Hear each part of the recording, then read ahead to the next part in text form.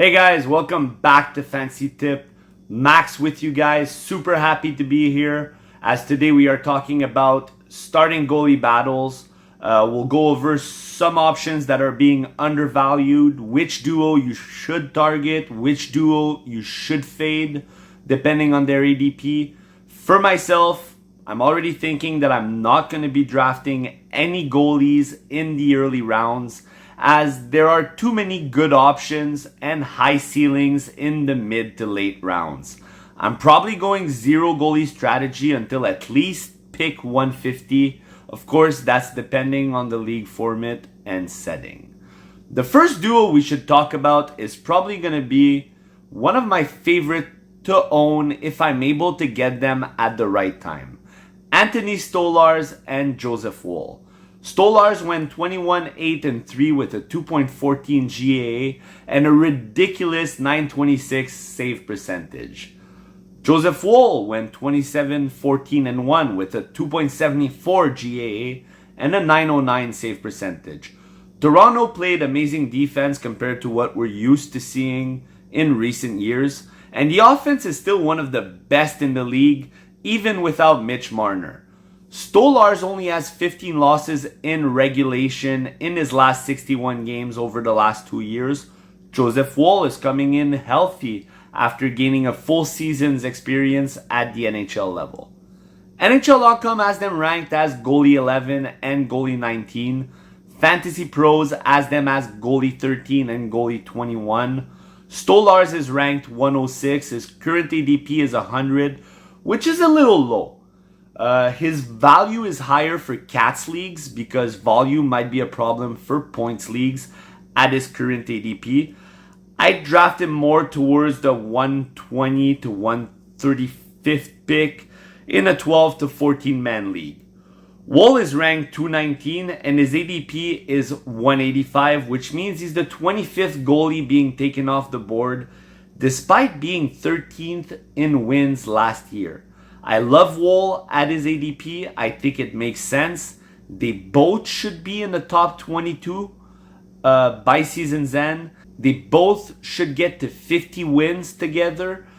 Despite being in the toughest division in the league, I see Toronto being a powerhouse, and both goalies should get over 35 games barring any injuries.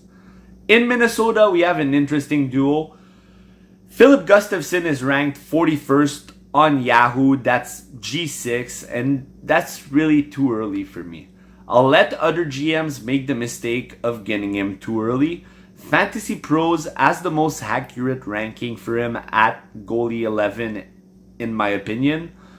Yes, Minnesota is better than they were, and Gustafson is a borderline A-grade option, but I like a lot of other options at the forward position around his ADP of 42. As per Wallstedt, it's hard to trust him as a 1B yet. He had terrible statistics last year in the AHL, but he was also on one of the worst teams in the league, and Iowa finished second to last for goals against. He's got 2 wins and a 3.45 GAA in 5 career starts at the NHL level. He's only 22 years old. He's also a former first round pick. I think he could turn heads the same way Kochetkov did a few years ago. Don't draft him, but if you need the points, he remains a quality weekend waiver wire option as soon as October. Keep your eyes open. Now, I told you guys in the bounce back candidate video to buy low on John Gibson, and I'm going to tell you guys again. Especially if you're doing the no goalie strategy for your draft, Gibson is being drafted as G32 right now. He doesn't even own an ADP right now, so you can potentially snag him in the last 2 rounds of your draft. He's been plagued by injuries and an unfortunate situation in Anaheim that took years to resolve. He was great when they were awful. I don't think we're too far past his prime yet, and he can benefit from this new challenge. His highest ceiling is a top 12 finish. I think he's great value. As for Cam Talbot, no need to draft at 38 years old and mediocre stats in recent times, except if you're in a deeper league and you want to get Gibson and Talbot in your last 2 rounds to start the year. I don't mind that. Another phenomenal late round option is Freddie Anderson. He won't be there often, but when he is, he'll win you weeks by himself, especially in Cats leagues. I understand if you're reticent and don't want to gamble on him, but his ADP of 190, it's hardly a reach. Worst case, you put him on IR for 3 months and you get rewarded down the stretch. Kochetkov is also a good option, but his ADP of 126 is a little too low for me. NHL.com has both at G18, G20, where Fantasy Pros has them as G16 and G23. It's a funny thing considering both goalies' ADP are so far apart and Anderson is way back. Anderson has top 15 potential and the higher ceiling if he plays over 40 games. Based on trends, Kochetkov should see 40 to 45 games and flirt with the top 20.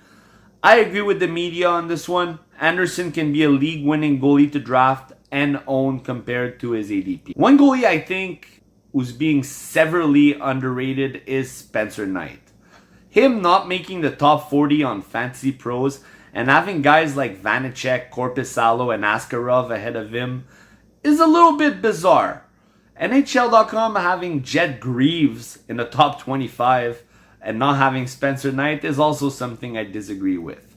Now, let's be clear. I would never draft Spencer Knight in a Cats league because of GAA and the young Chicago Blackhawks defense.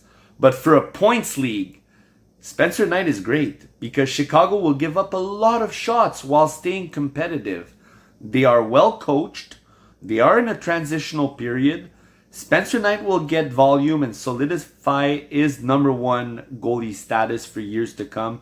I see him exceed 55 games and get around 25 wins. Not bad for a guy who doesn't have an ADP at the moment. Thatcher Demko and Kevin Lankinen. NHL.com has them as G31 and G32.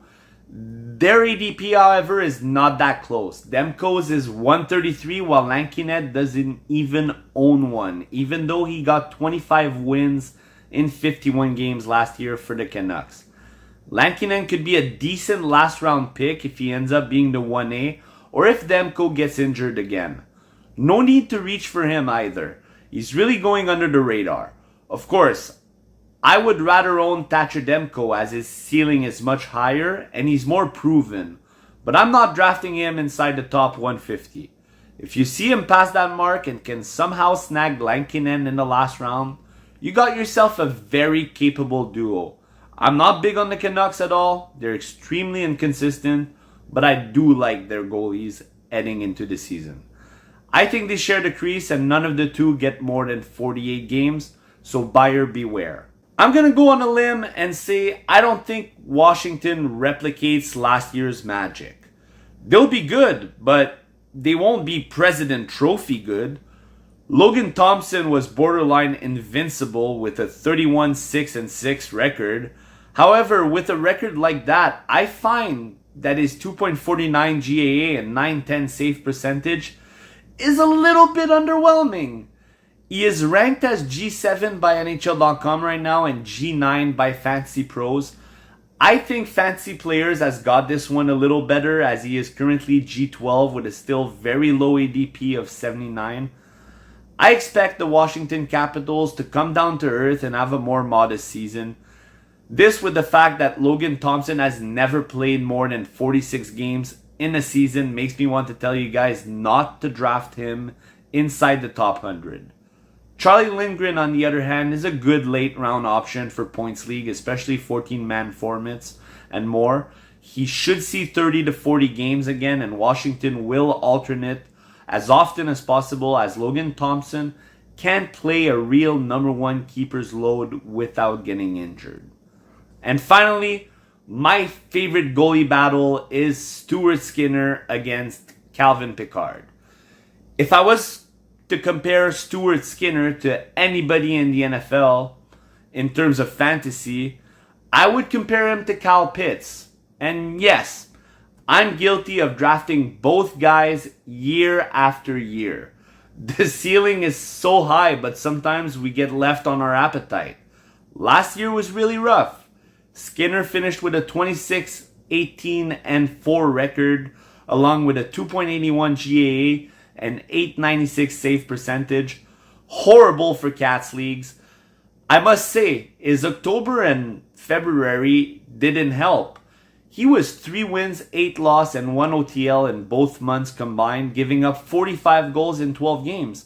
But if you look at his stats, apart from those 2 months, which were a nightmare, he had a relatively very good season. Calvin Pickard, on his side, had his best season ever with 22 wins, 10 losses, and 36 starts. He still finished with a mediocre 900 save percentage. Both goalies are almost identical in projection with a ranking of 252 and 255, They both have no ADPs and are being drafted as G31 and G33 on Yahoo right now.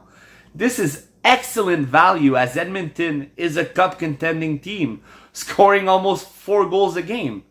This is a dream tandem for points leagues and leagues where goalie wins are very valuable. I think Stuart Skinner, being on a contract year, will give him extra motivation, and it makes him a great bounce back candidate. If he can cement himself early on as the real number one in Edmonton and go back to 55 to 60 games, we can be looking at the 35 win season and possibly him getting back to a 905, 910 save percentage, which would make him an incredible value. Most of my drafts will have me drafting Stuart Skinner again. It's a hit or miss, but what we know for sure is that Edmonton will win more than 50 games this year, and what we know for sure is Edmonton will make the playoffs, and why not target Stuart Skinner again? Why not get Skinner and Pickard in the last few rounds? I'm shocked that they're ranked so far in the standing. And that's it for the goalie battles. Now, before I leave you, my primary late round targets, apart from John Gibson, Stuart Skinner, there's a few guys like Lucas Dostal and Jeremy Swayman, especially for points leagues. They're both ranked outside the top 20 on NHL.com at G21 and G22. Swayman's ADP is 125 while Dostal's at 139. That's good enough for G19 and G23 right now. But if you can get those guys between picks 150 and 180, closer to their actual ranking, you are for sure getting back what you are paying for, as these guys will have massive volume as first options on their respective teams.